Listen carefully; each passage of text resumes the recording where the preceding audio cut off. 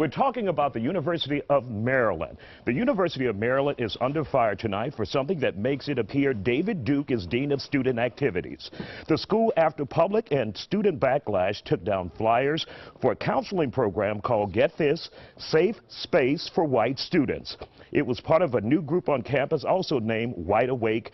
Who are these morons? That's the question. Who's running this school? The website for the program read this before it was changed. This group offers a safe space for white students to explore their experiences, questions, reactions, feelings. I am not done yet. It also said members will support and share feedback with each other as they learn more about themselves and how they fit into a diverse world. The flyer asked if white people ever feel uncomfortable and confused in their interactions with racial ethnic minorities. Unbelievable. And that is a look at the flyer there. Joining me to talk about this is University of Houston College student Michael Anderson, Jacqueline Ovale from Houston Baptist University, Apostle Claver Kamal Imani from Raging Elephants Radio, and conservative comedian Gavin Babineau. We want to welcome you guys to the Factor Uncensored. Do I need to get in the light? No, I can't just be sitting in the dark. How about, is that better? All right. Well, we'll work it out. We want to thank you guys. Michael, first of all, when you heard about this, tell us what you thought about this program at the University of Maryland.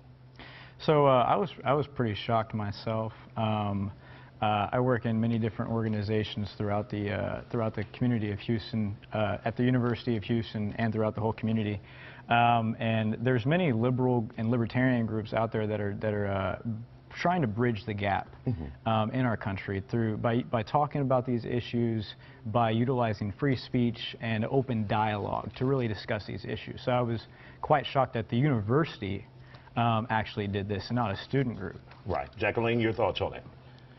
I thought it was kind of ridiculous that we have to create some sort of safe space where actually what we need to be doing is promoting more dialogue and actually not being too safe, but if anything, pushing it so that we can really explore the racial tensions that we experience in this country. And I don't think there needs to be a safe space for it necessarily, but if anything, a place where we can freely express everything with the negative and the positive consequences. Let's bring Gavin into this. Gavin Babineau, your thoughts on this? You know, I thought it was hilarious. The fact that you've got people on the West Coast, UCLA, black schools doing the exact same thing, nobody cares. All of a sudden, kids on the East Coast do, and now we've got a story. And let me explain to the viewers, he's a conservative, yeah, so that's why he's taking that shocking, point of view. Right? But go ahead. Yeah. So I thought it was interesting. It almost seems like these kids are trying to whitewash themselves because they're that guilty of being white. It makes no sense to me. You know, if you feel a certain way, feel it. You go to college for a specific reason. You're supposed to be learning to get along with people, learn to experience the world, but instead you're resegregating yourselves. All right, let's bring Apostle in on this. Your thoughts? I feel sorry for I have sympathy for the little white snowflakes. I think they need the safe space where they can freely express their racism, which apparently they were wired towards when they came out of the birth canal. They were supposed to be grand wizards of the Klan. Since white people are the problem in the universe, everything bad in the universe, they feel inferior. They need a safe space to be able to truly be white supremacist, I suppose. What the article actually said is that it's some sort of research initiative, and then when the heat came on them, Isaiah, they said they were going to change it to anti-racism, which proves my point, that just because they are melanin challenged, that somehow they are naturally supposed to be white supremacist and racist, and the University of Maryland is going to straighten them out, I suppose. And obviously, we know that's not the case. No, it's not the case at all. Everybody just be yourself. Don't let anybody dictate what your actions are, and you'll be just fine. Nothing is wrong with you because you're white. You're just fine. All right. And Michael, what should the university do to address this issue? Obviously, they've taken the website down. They've changed the name of the counseling group. They've done what they think they should. Should they do more? I think if the university wants to do more, the thing that they should do is open it up to the students. I don't think it's really the university's place. I think it's the students to to come together and have these conversations. So if they want to, I think reach out to the student organizations, reach out to various political organizations, people that disagree on things, and try to solve those issues. And ultimately leave it to the students so that way they can start talking about this, rather than trying to intervene and almost re-educate people. Jacqueline, can you believe the school would even take this kind of step to create a program and allow it? It's like no one looked at the website and said, wait, that may be wrong.